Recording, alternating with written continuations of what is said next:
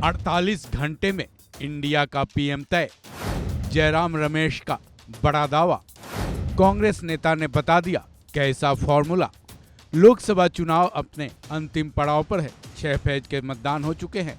वहीं 7वें चरण के मतदान के लिए चुनाव प्रचार भी पर अब ब्रेक लग गया है। एक तरफ एनडीए और दूसरी तरफ इंडिया गठबंधन, दोनों के बीच चुनावी रस्साकसी निरंतर जारी है। पीएम मोदी जहां 400 पार के नारे के साथ अपना चुनाव प्रचार अभियान शुरू किया था, पहले और दूसरे फेज के मतदान तक इस चुनाव प्रचार में एनडीए का बोलबाला दिखा। पीएम मोदी का परचम लहराता दिखा। लेकिन जैसे ही चौथे चरण का मतदान हुआ, कांग्रेस और इंडिया गठबंधन ने दावा करना शुरू कर दिया कि इस बार सरकार तो उनके गठबंधन की ही बनेगी। अब जब 7वें चरण के लिए 1 जून को मतदान होना है, कांग्रेस के सीनियर लीडर जयराम रमेश ने एक बड़ा दावा कर दिया है। जयराम रमेश का ये दावा इंडिया गठबंधन के पीएम फेस को लेकर है। साथ ही एनडीए के घटक दलों को लेकर भी जयराम रमेश ने बड़ा दावा किया है। पीटीआई को दिए गए एक इंटरव्यू में जयराम रमेश ने कहा कि अगर इंडिया गठबंधन की सरकार बनती है तो महज 48 घंटे में ही पीएम तय कर दिया जाएगा।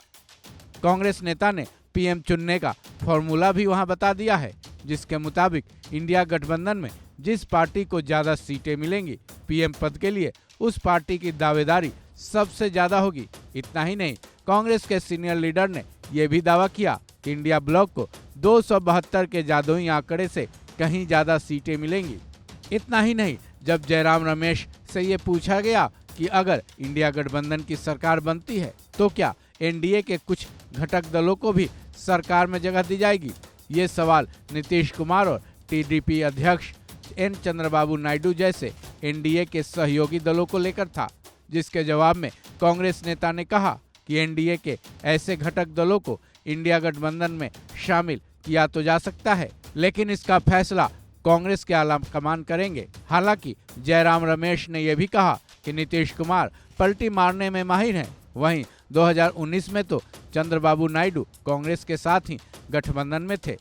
वहीं इंडिया और एनडीए में 2 आई का अंतर है। पहला आई फॉर इंसानियत और दूसरा आई फॉर ईमानदारी। ऐसे में जिन पार्टियों में इंसानियत और ईमानदारी है और वो मजबूरी में एनडीए में हैं, तो वो इंडिया ब्लॉक में शामिल हो सकते हैं। अंत में कांग्रेस के सीनियर लीडर जयराम रमेश ने यह भी दावा किया कि अगर जनता से जनादेश मिलता है तो इंडिया गठबंधन की सरकार तानाशाह वाली नहीं बल्कि पूरी तरह से जनता वाली सरकार होगी। इस खबर में बस इतना ही। बाकी अपडेट्स के लिए जुड़े रहें वन इंडिया हिंदी के साथ।